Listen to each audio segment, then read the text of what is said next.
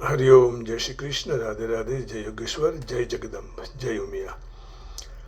बंशीधरम दद्रधरम नमामि मनोहरम मोहरम च कृष्णम मालाधरम धर्मधुरम धरंज पार्थस्य सारथ्यकरं च देवं कर्तव्यदीक्षां च समद्वशिक्षां ज्ञानस्य भिक्षां शरणागतिं च ददाति गीता करुणाद्रभूतः कृष्णेन गीता जगतो हिताय। श्रीमद् भगवद गीता जी रहस्यम। कल चर्चा ये हुई थी कि त्याग के नाम से 7 श्रेणियों में विभाग करके उसे समझना चाहिए।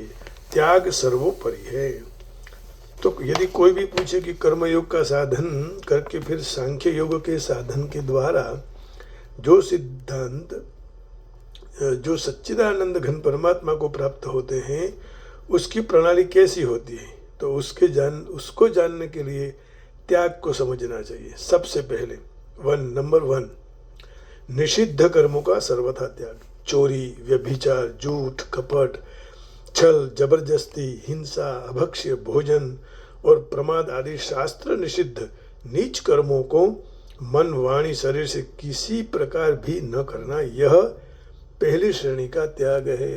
और भगवान श्री रामचंद्र जी से भगवान तुलसीदास जी ने बुलवाया, निर्मल मन जन सो मोहि पावा,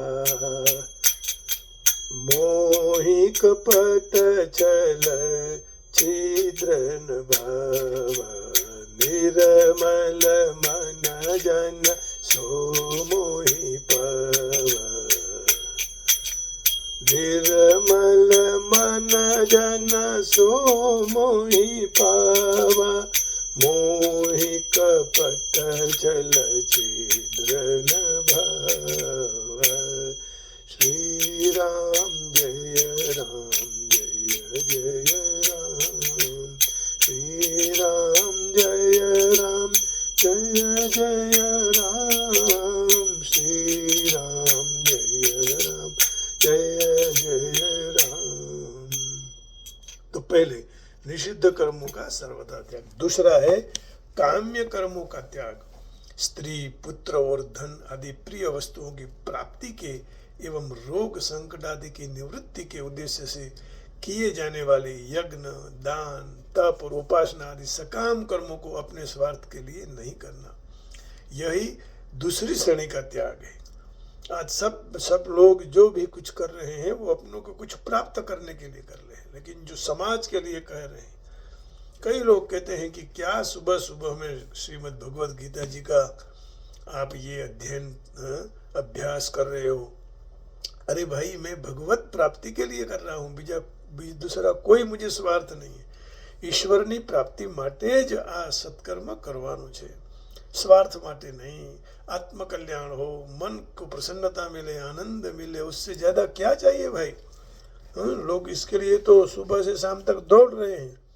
यदि कोई लौकिक अथवा शास्त्रीय ऐसा कर्म संयोगवश प्राप्त हो जाए जो स्वरूप से तो सकाम हो, परंतु उसके न करने से किसी को कष्ट पहुंचता हो, या कर्म उपासना की परंपरा में किसी प्रकार की बाधा आती हो, तो स्वार्थ का त्याग करके लोक संग्रह के लिए उसे कर लेना सकाम कर्म नहीं है, दूसरों के लिए करना है।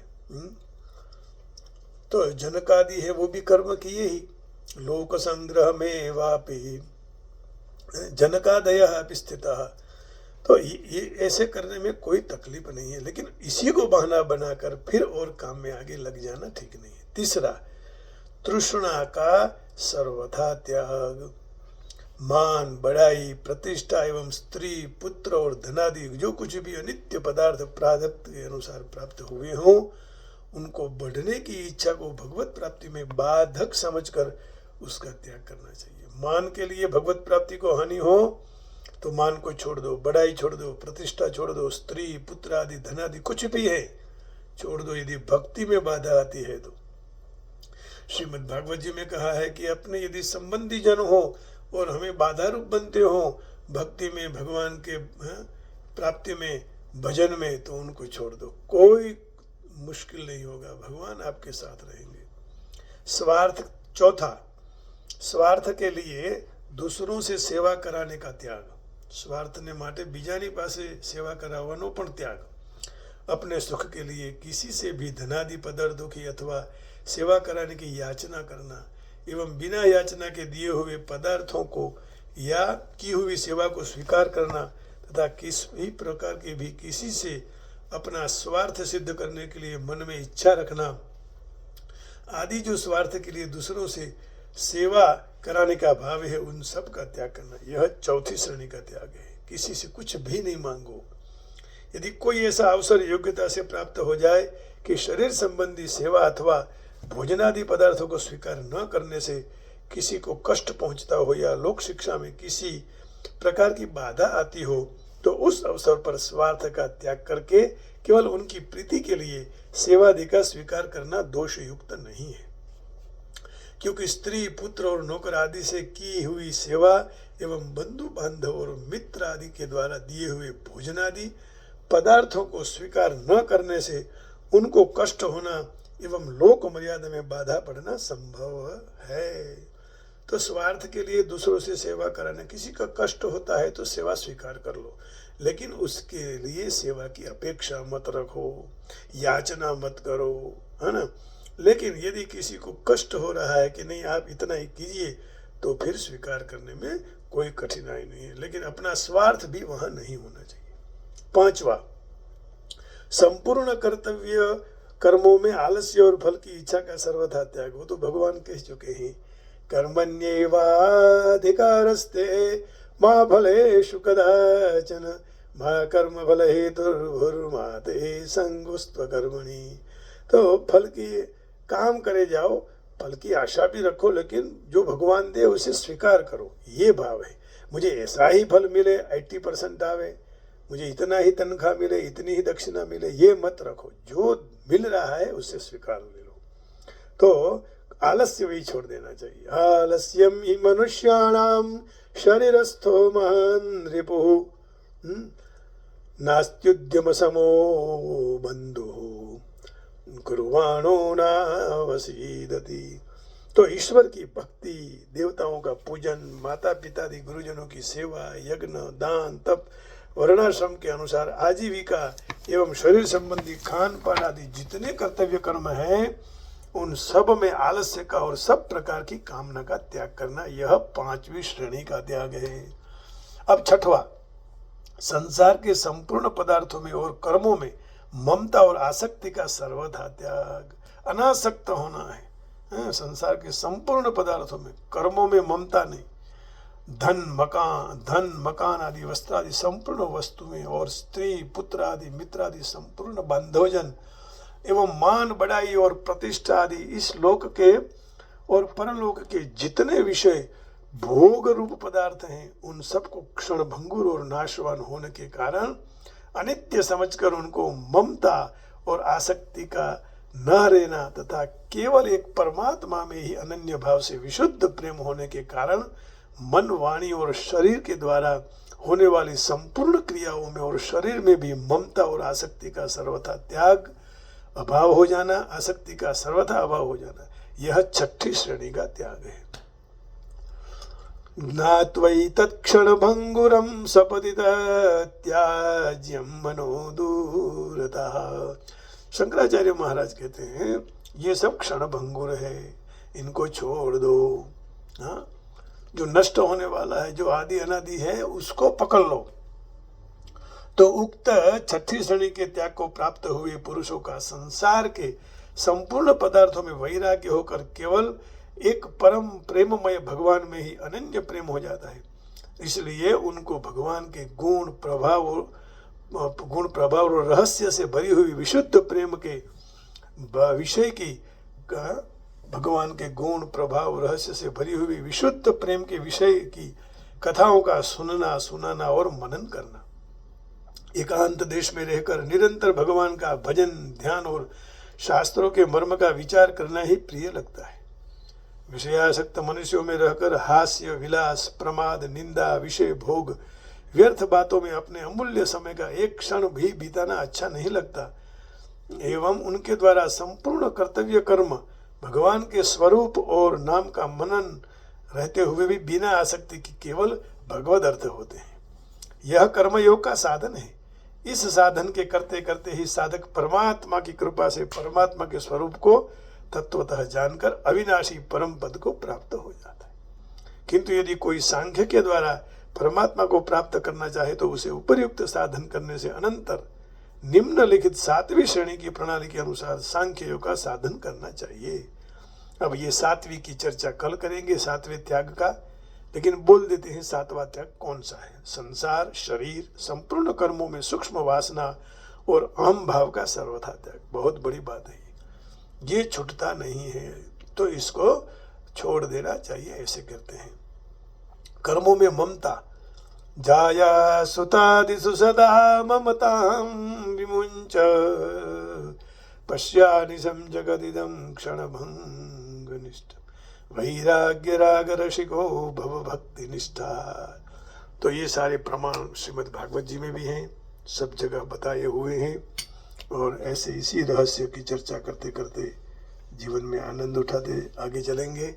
आइए भगवान का थोड़ा संकीर्तन कर लेते हैं और भगवान के आशीर्वाद प्राप्त करके आज का यह पुष्प भगवान के चरण कमल में, माँ जगदम्बा के चरण कमल में, माँ उमिया के चरण कमल में समर्पित करते हुए जो विधि ने लिखा हो उसी तरह आगे बढ़ना चाहिए। आइए।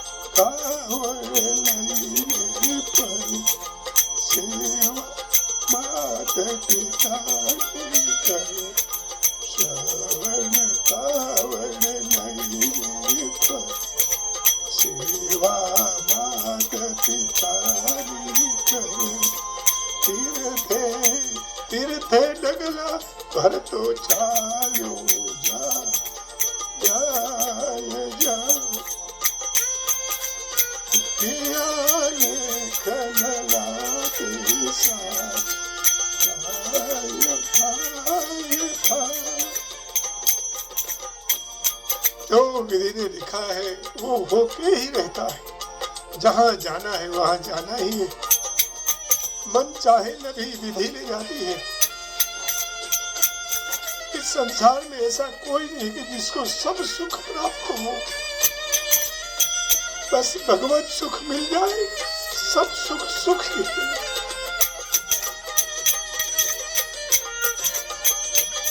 विधि से ऊपर कोई नहीं।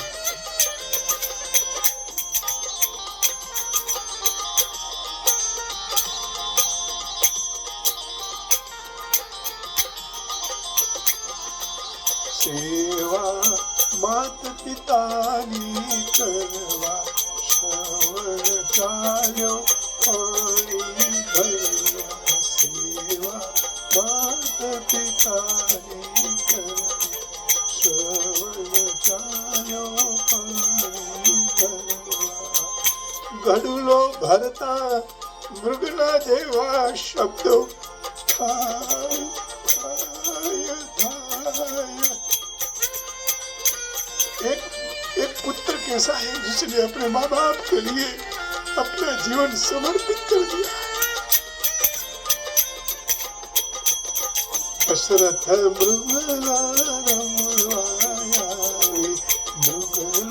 जानी बाण चलावे, दशरथ मृगया रमवाया, मृगलो जानी बाण चलावे। हे बाणे श्रवण नो काया छोड़ी जीवनो जाय जाय जाय। बहुत कठिन है माँ बाप की सेवा करना इस जगत में। कम मिलेंगे सब।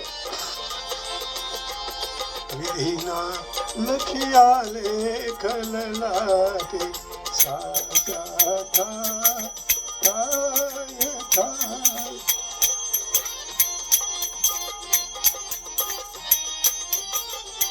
इसलिए हरि को भजो। संतान जिनकी आज्ञा माने वही सबसे बड़ा सुख है भाई। कमा के भले कुछ भी न लावे,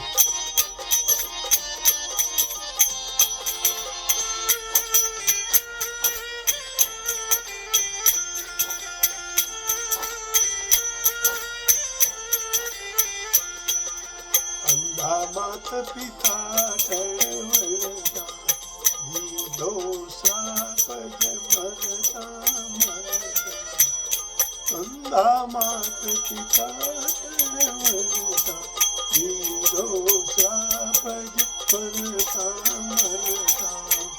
हे मरजो दशरथ पुत्र वियोगे करता, आय आय आय। किसी को कष्ट पहुंचाया, किसी को दुख दिया, तो वो दुख कष्ट अपने पास आ जाता। किसी को कष्ट मत दो। यारे राम जीवन संचरिया, दशरथ पुत्र वियोगे मरिया। यारे राम जीवन संचरिया, दशरथ पुत्र वियोगे मरिया। अमृत गरत है दुख ना दरिया, भराई जाय जाय जाय। नालखिया लेख ललाटे, जाय जाय जाय। नालखिया लेख ललाटे, साजा थाय थाय।